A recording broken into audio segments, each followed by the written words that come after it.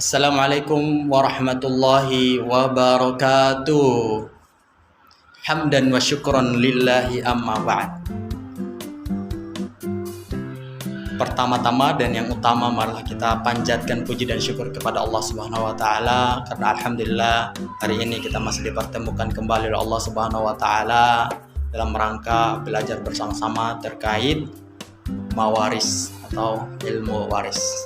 Saya berharap semoga sahabat waris dimanapun Anda berada, semoga Allah Subhanahu wa taala senantiasa memberikan kesehatan, semoga Allah Subhanahu wa taala senantiasa memberikan rahmat, dan bagi sahabat waris yang hari ini sedang berbaring di tempat tidurnya, sedang sakit, semoga Allah Subhanahu wa taala lekas sembuhkan. Amin amin ya Allah ya rabbal alamin. Baik sahabat waris, kemarin kita telah membahas terkait langkah-langkah memahami ilmu faraid. Nah, mungkin sahabat waris masih yang ingat atau yang nyentil mungkin di ingatannya. Nah, betul. Yang pertama, langkah-langkah memahami waris faraid yang pertama yaitu mengetahui ahli waris. Yang kedua, betul, yaitu mengetahui asobah dan zawil arham. Nah, yang ketiga, betul, mengetahui bagian pasti. Dan yang keempat, langsung saja, yaitu mengetahui syarat-syaratnya. Nah, sebagaimana saya telah sampaikan pada video sebelumnya bahwa hari ini kita akan membahas terkait mengetahui para ahli waris. Siapa-siapa aja para ahli waris yang akan menerima waris ketika seorang waris meninggal dunia. Oke, langsung saja. Let's go. Oke, baik sahabat waris, yang ini kita hapus dulu ya. Boleh dihapus? Oke, kita hapus ya.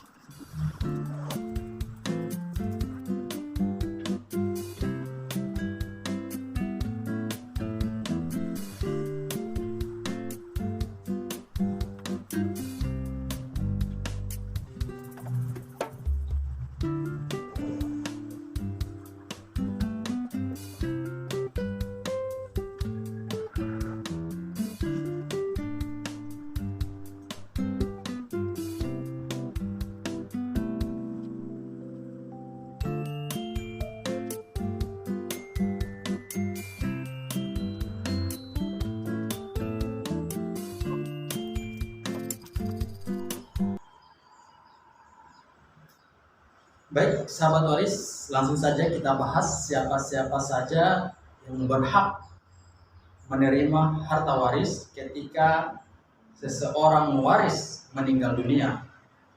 Langsung saja, let's go.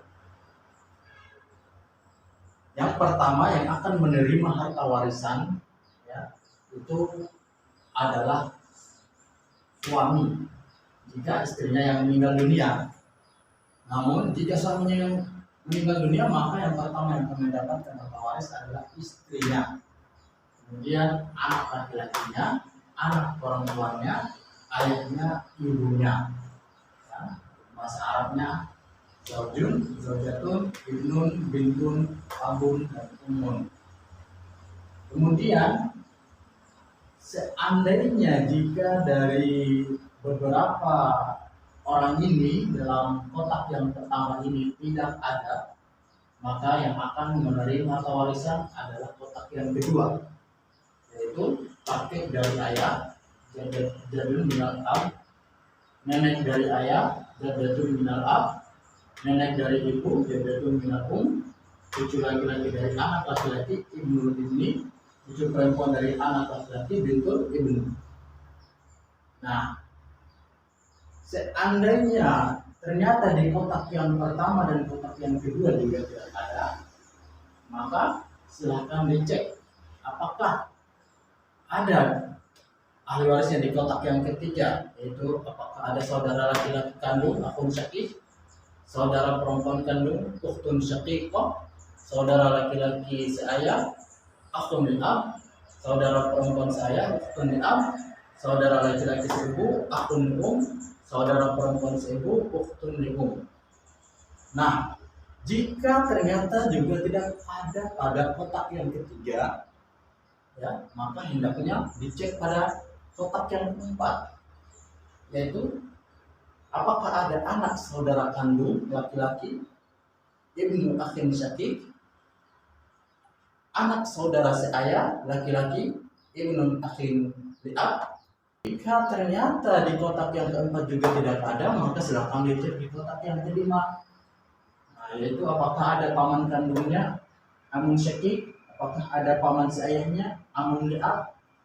Nah, jika ternyata tidak ada juga di kotak yang kelima, silakan berada di kotak yang keenam, yaitu anak paman kandung laki-laki, apakah ada ibnu amun syakik. Nah, jika tidak ada, apakah ada anak paman seayah laki-laki, ibnu amin li'ab.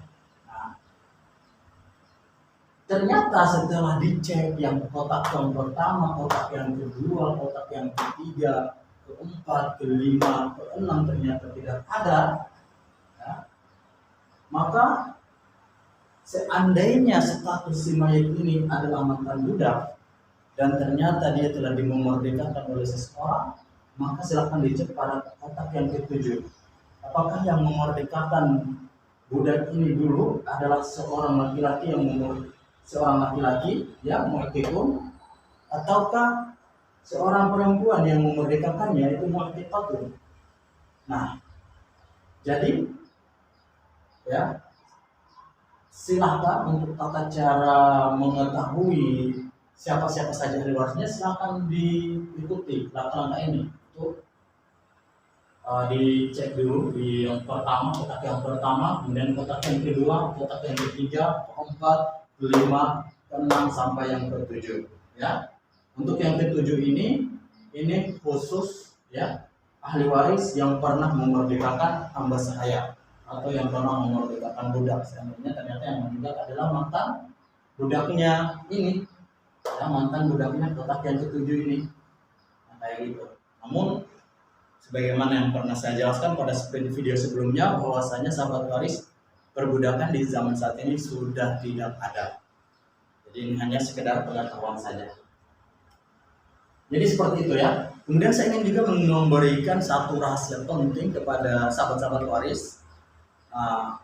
Ini hanya sekedarnya saja, yaitu terkait hajib mahjub atau menghalangi dan yang terhalangi. Nah, kayak gitu. Tapi ini hanya sekedar pengetahuan, sekedar pengantar saja. Karena nanti kita akan bahas secara rinci pada video-video yang lain, ya. Nih, jadi seandainya di kotak yang pertama ini ada anak laki-laki, ya, ada anak laki-laki, ya.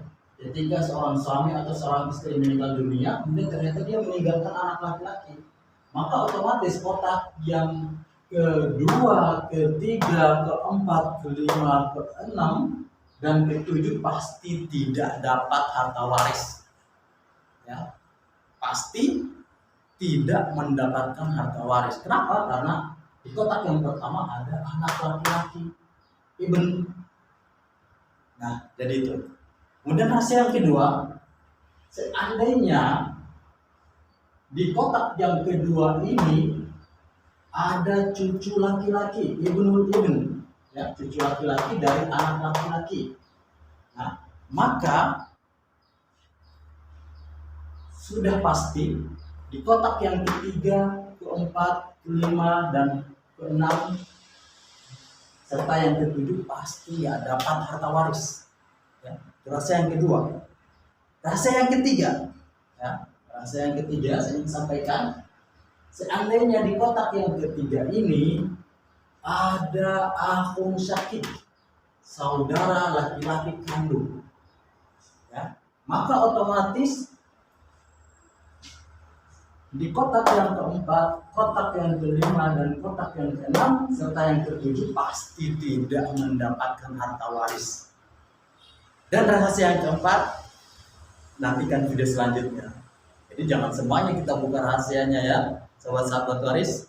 Nah, untuk itu jangan lupa aktifkan notifikasinya, karena masih banyak video-video saya yang menarik yang akan nantinya saya sibukkan kepada sahabat-sahabat waris kalian. Itu saja yang bisa saya sampaikan pada kesempatan kali ini. Semoga dapat bermanfaat dan bisa sahabat-sahabat waris sekalian bisa memahaminya. Begitu, saya tutup. Billahi taufiq wal hidayah. Wassalamualaikum warahmatullahi wabarakatuh.